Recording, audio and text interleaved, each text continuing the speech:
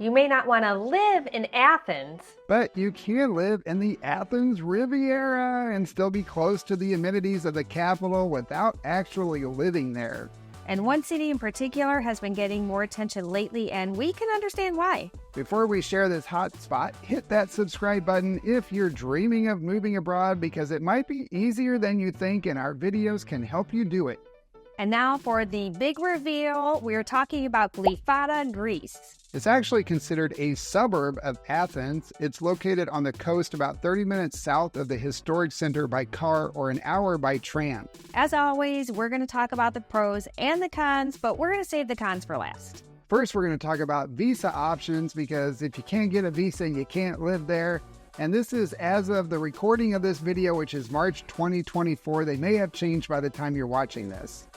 Greece has the Financial Independent Persons, which is their retirement or passive income visa. And for that, you need at least 2,000 euros per month or a savings account of 48,000 euros. That has to be deposited into a Greek bank account. You also need a medical certificate, and health insurance is required, as is proof of accommodation. And you have to spend at least 183 days per year in the country to renew the visa, which makes you a tax resident. But the good thing is that Greece does have tax benefits for its pensioners. This visa is valid for 1 year and it can be renewed, correct, Amelia? That is correct. They also have a golden visa. The investment is currently 500,000 euros, but they are talking about increasing that in the Athens area to 800,000 euros. There is no physical presence requirement, though. They just want your money there. And finally, Greece has a digital nomad visa, and for that one, you need a monthly income of 3,500 euros. The visa is valid for 1 year, and proof of accommodation is required. Now let's talk about everything Glyfada has to offer, starting with its great location. You have the amenities of the city of Athens, but you are removed from all the chaos of Athens. What's so great about living in Glyfada is that you are so close to the incredible history. You've got the historic sites, the museums, and all the culture. And lots of shopping options in Athens, plus amazing restaurants, and it's just a short ride away. The next great thing about Glyfada is that it is so close to the beach, and those beaches are clean and the waters are warm. We actually saw people swimming there in December, which I found kind of shocking. And there's parks along the beach front too. So you can go for a nice long walk along the beach on a trail. You can ride your bike or even rollerblade on there too. There are a lot of good housing options. We saw a lot of new condos being built. Some have beach views, some have mountain views, and some are set back into the little local neighborhoods, which are close to other parks and all the beautiful tree-lined streets. The housing options in this area are more expensive, but you can find a wide range of furnished and unfurnished rentals. I looked at the website xe.gr to find rentals, and this isn't a sponsor, it is just a helpful hint.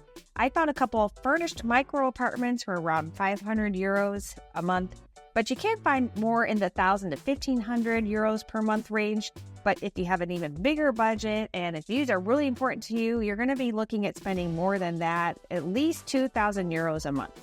It's very family friendly. We saw a lot of strollers being pushed around that area on the nice wide sidewalks. It just seemed like a really young, vibrant community. And it is very walkable, and everything is so close. You really do not need a car, although we did see a lot of cars and a lot of traffic. But we had no problems walking around that entire area.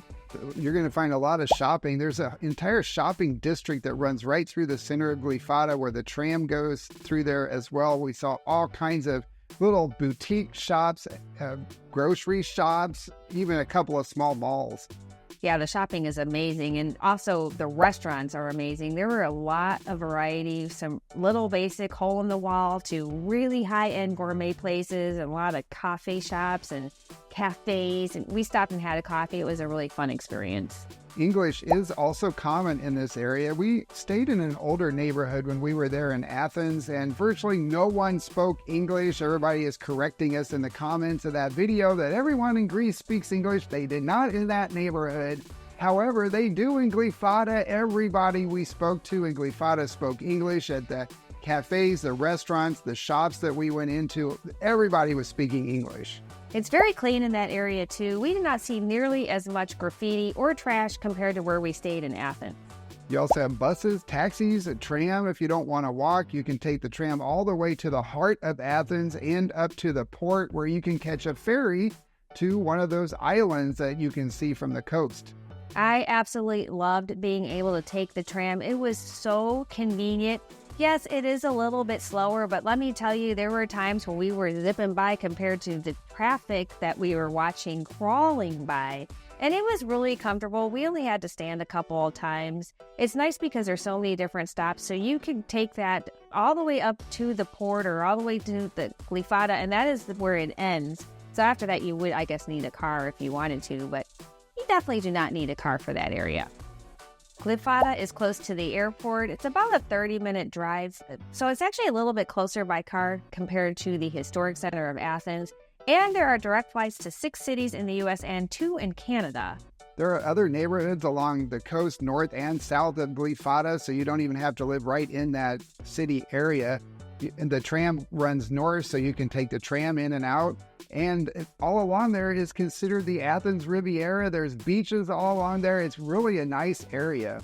And one last thing, there is a popular hot springs lake that's popular with the locals, and it is called Voliagmeni.